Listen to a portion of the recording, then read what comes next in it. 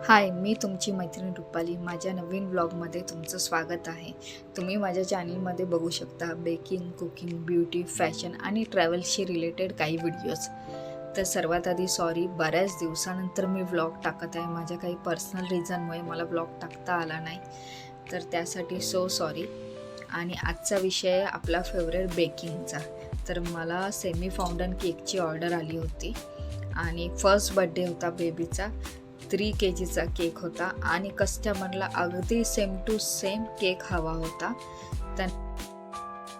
मी इथे सर्वात आधी फाउंडनची जी डॉल आहे केकच्या टॉपवरती ती बनवून घेत आहे.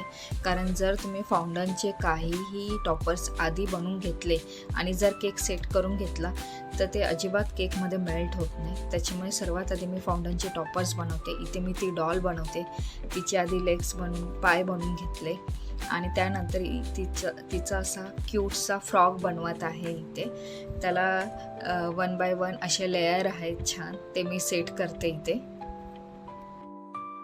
इथे छान असं तिच्या फ्रॉकचे फ्रिल बनवते. जर तुम्ही फाउंडनचे टॉपर्स आधी बनवले तर ते छान असे सेट होतात. मी फाउंडनचे टॉपर्स स्टिक करण्यासाठी कोणताही इडेबल ग्लूचा वापर करत नाही, तर मी पाण्याने स्टिक करते. तुम्ही हवा असेल तर इडेबल ग्लूचा पण वापर करू शकता. आता इथे मी तिचे हात बनवून घेत आहे. फाउंडनमध्ये प्रत्येक केकच्या टॉपर्समध्ये किंवा कॅरेक्टर असेल तर त्यांचं अगदी सगळे फीचर्स नीट उठून दिसायला पाहिजे, याची तुम्ही नक्की काळजी घ्या. आता इथे जसा मी चेहरा करते आहे तिचा तयार, तर तिचे डोळे, नाक, कान, अगदी हातांची बोटंसुद्धा नीट उठावदारपणे दिसली पाहिजे. इथे आता तिचा चेहरा बनवते मी.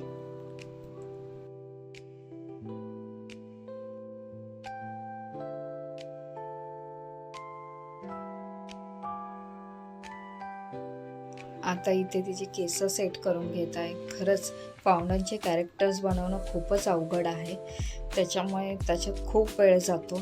म्हणून कधीही तुम्ही सेमी फाउंडन किंवा फाउंडनचा केक घेताना प्लीज, जे कोणी बेकर्स आहेत ते समजू शकतात, तर त्यांच्याशी प्लीज बार्गेनिंग करू नका, कारण त्याला खूप मेहनत लागते. आता इथे तुम्ही सांगा ही डॉल कशी दिसते आहे. आणि आता मी जो वरचा लेयर आहे तो सेट करून घेते आहे. आणि प्लीज प्रत्येक लेअरमध्ये तुम्ही स्टिक घालायला विसरू नका, त्याच्यामुळे तुमचा केक छान स्टेबल राहतो, अजिबात हलत नाही. आणि नीट सेट करून ठेवा त्याला आधी. आणि इथे साईडला फ्रिल्स काढते आहे, कारण कस्टमरला त्यांनी जसा फोटो पाठवला होता तसाच्या तसा अगदी सेम टू सेम त्यांना तो केक हवा होता. म्हणून माझे प्रयत्न चालू होते की अगदी तसाच्या तसा केक बनवायचा. शेवटी नक्की तुम्ही बघा आणि मला सांगा की तसं झालं आहे की नाही केक.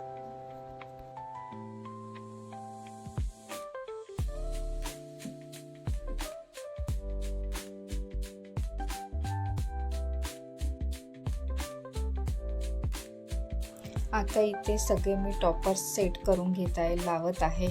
इथे रेनबो लावते आहे, त्याच्यानंतर फॉक्स बॉल लावणार आहे आणि अगदी शेवटी मी फाउंडनची ती डॉल ठेवणार आहे. कारण केकवरती जर तुम्ही आधीच फाउंडनचे कॅरेक्टर्स किंवा टॉपर्स ठेवले तर ते त्यात मेल्ट होऊ शकतात. म्हणून अगदी जस्ट कस्टमरला सांगायचं की तुम्ही केक कट करायच्या आधी अर्धा तास आधी आम्हाला सांगा, मग आम्ही तुम्हाला आणून देतो. त्याआधी तुम्ही अर्धा तास आधी केकचे फाउंडनचे टॉपर्स ठेवायचे केकवरती.